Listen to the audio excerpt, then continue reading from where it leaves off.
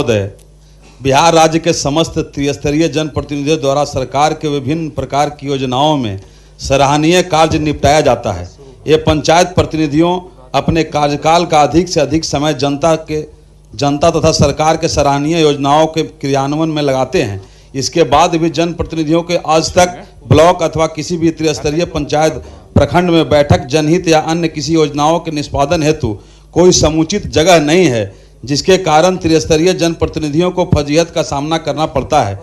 अतः त्रिस्तरीय जनप्रतिनिधियों के लिए प्रत्येक प्रखंड कार्यालय में सरकार एवं जनता के कार्य के लिए निष्पादन हेतु बैठने के लिए भवन निर्माण कराने हेतु सरकार से सदन में एक स्पष्ट वक्तव्य की मांग करता हूं।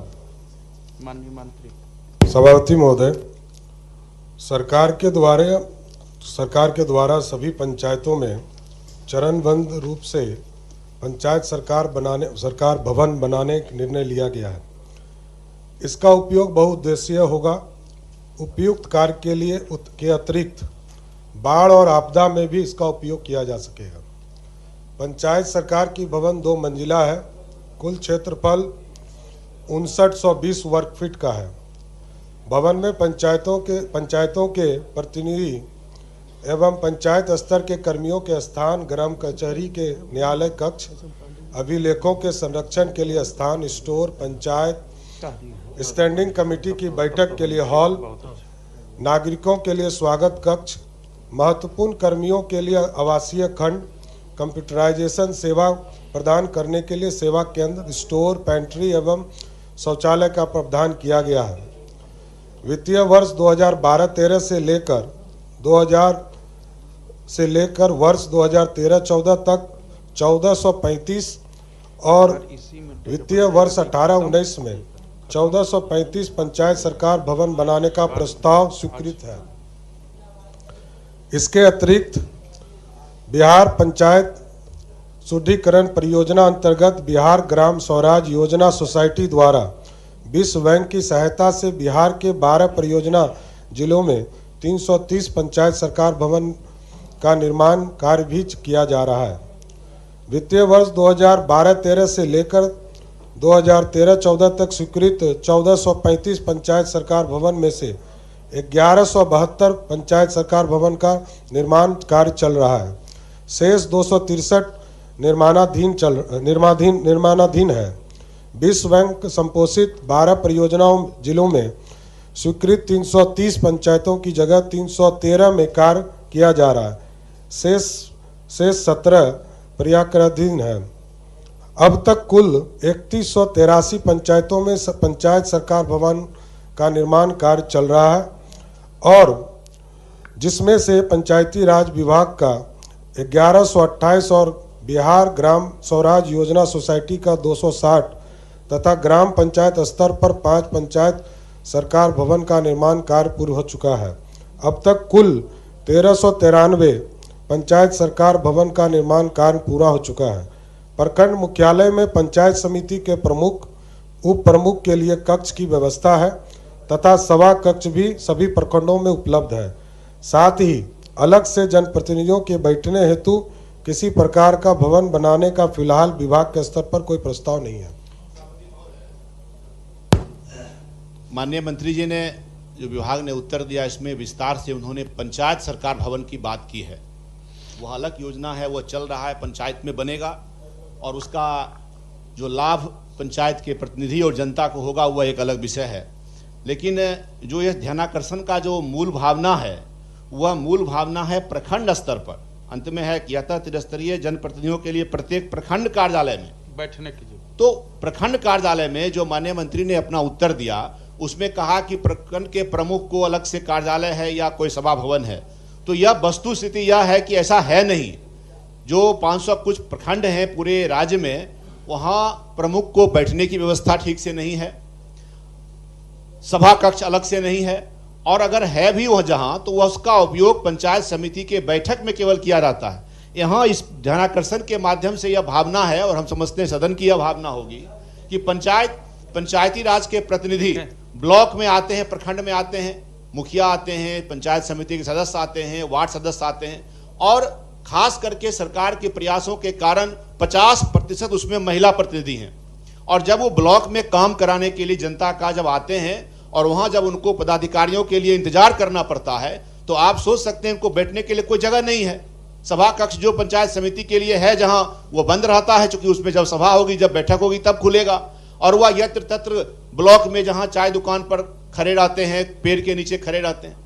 हालात तब खराब हो जाता है महोदय जब उसमें जो महिला प्रतिनिधि हैं, शौचालय की व्यवस्था नहीं है। अब जो शौचालय है वहां वो बीडीओ साहब ताला मार के रखे हुए हैं, और वहां महिला हमारी माननीय मुखिया आती हैं, जिला परिषद सदस्य आती हैं, वार्ड सदस्य जो बड़ी संख्या में महिला हैं, जब वो वहां उनको इंतजार करना पड़ता है तो एक तो बैठने के लिए नहीं, मूलभूत सुविधा जो है जन सुविधा के रूप में आप कहते हैं शौचालय, पीने के लिए पानी, ये तमाम चीज नहीं है। तो मुझे लगता है कि जो यह ध्यानाकर्षण लाया गया है माननीय सदस्य के द्वारा, उसमें भावना यह है कि प्रत्येक प्रखंड में ऐसी कोई व्यवस्था हो जहां त्रिस्तरीय पंचायती राज के प्रतिनिधि अगर जनता के काम के लिए वहां जाएं और पदाधिकारियों के लिए उनको इंतजार करना पड़े, उनको कुछ बैठना पड़े, तो उसके लिए बैठने की व्यवस्था महिलाओं के लिए अलग से, पुरुषों के लिए अलग से, और पूरे जन सुविधा युक्त हुआ बैठने के लिए वहां स्थान बने।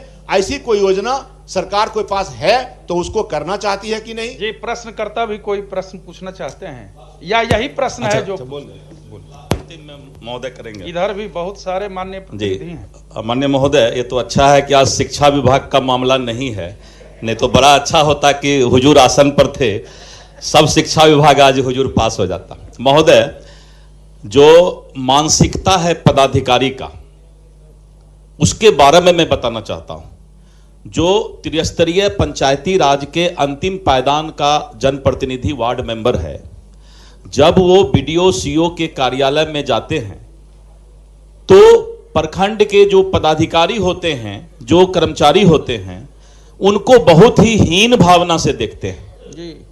और प्रखंड विकास, मैं बहुत बड़ी सत्य को ये सदन के सामने रख रहा हूं कि जब हमारे वार्ड मेंबर बीडीओ के सीओ के चैम्बर में जाते हैं तो बीडीओ सीओ उस गरीब वार्ड मेंबर को, अगर वो गलती से कुर्सी पर, आज तक तो मैंने नहीं देखा कि उसको कुर्सी पर बैठने के लिए बोला गया, जबकि सरकार और माननीय नीतीश कुमार जी का यही सपना है कि समाज के अंतिम पंक्ति में बैठे हुए व्यक्ति को सम्मान मिले। और जब माननीय मुख्यमंत्री जी का यह सपना है और वहीं पर जिस तरीके से प्रखंड में जो पदाधिकारी हैं, वार्ड मेंबर जो बेचारा अंतिम पायदान का सबसे अंतिम जनप्रतिनिधि हमारे पंचायती राज प्रतिनिधियों के बीच है, जब वो जाते हैं तो वो उनको हे दृष्टि से देखते हैं, उनको डांट करके बाहर कर देते हैं, उनको कुर्सी पर बैठने का मौका नहीं देते हैं। हमारे माननीय मंत्री, अभी पंचायती राज जो नए नव नियुक्त मंत्री हैं, हमको बहुत उनसे भरोसा है, उम्मीद है, क्योंकि वो इस चीज को समझ रहे हैं कि समाज में इस तरह का जो हीन भावना की दृष्टि से आज भी पदाधिकारी उस जनप्रतिनिधि को देख रहा है, उसको कैसे इज्जत और सम्मान और माननीय नीतीश कुमार जी के सपना को पूरा कराएंगे। इसलिए महोदय, मेरा एक चीज कहना है, मेरा अनुरोध है, हम लोगों ने अपने फंड से भी ब्लॉक में जनप्रतिनिधि सम्मान भवन बनाया था, और इसी के लिए बनाया था कि जो आधी आबादी को माननीय नीतीश कुमार जी ने सम्मान दिया और आरक्षण देकर के आधी आबादी को जनप्रतिनिधि बनाने का काम किया, तो हम लोगों ने सोचा कि वो दिन भर जब अपना जनता के काम से आते हैं तो उनको कम से कम टॉयलेट की सुविधा और बैठने की सुविधा हो जाए। लेकिन होता क्या है कि जो जनप्रतिनिधि सम्मान भवन हम लोग ब्लॉक में बनाए, प्रखंड में बनाए, उस पर कब्जा हो गया। इलेक्शन के समय कब्जा हो जाता है हुजूर, आप बैंक खोल देता है, और होता क्या है कि कब्जा होने के बाद बेचारा जनप्रतिनिधि फिर रोड पर बैठने के लिए मजबूर हो जाते हैं। तो विभाग कम से कम प्रखंड स्तर के पदाधिकारी को इस बात को निर्देश दे कि जो जनप्रतिनिधि हैं उनका भी कुछ न कुछ सम्मान है, वो भी बेचारे सम्मान के साथ ही चुनाव जीत करके आते हैं। इसीलिए उनको कम से कम जब भी बीडीओ के कार्यालय में, सीओ के कार्यालय में अंदर जाए तो हमारे वार्ड मेंबर को, जनप्रतिनिधि को बैठने के लिए कुर्सी कम से कम मिले। सिर्फ बड़े आदमी को ही कुर्सी नहीं मिले, उस गरीब जनप्रतिनिधि को भी कुर्सी मिले, इसकी चिंता होनी चाहिए। ये माननीय नीतीश कुमार जी का सपना है। सुबोध कुमार जी, माननीय सदस्य सुबोध कुमार जी, फिर आप बोलिए, हम सबको बुलवाएंगे। मिलता ही जुलता पूरक है महोदय। महोदय जल्दी संक्षेप में बोला जाए। हमारे माननीय सदस्य राजन सिंह द्वारा जो प्रश्न लाया गया, ध्यानाकर्षण लगाया, बहुत ही महत्वपूर्ण है महोदय। एकदम महोदय सटीक प्रश्न किया जाए। सटीक महोदय, सटीक।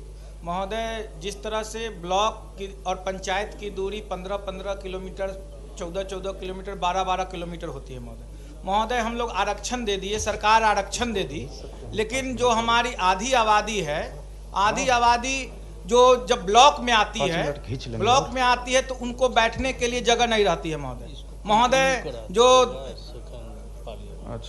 जो जेंट्स लोग होते हैं जो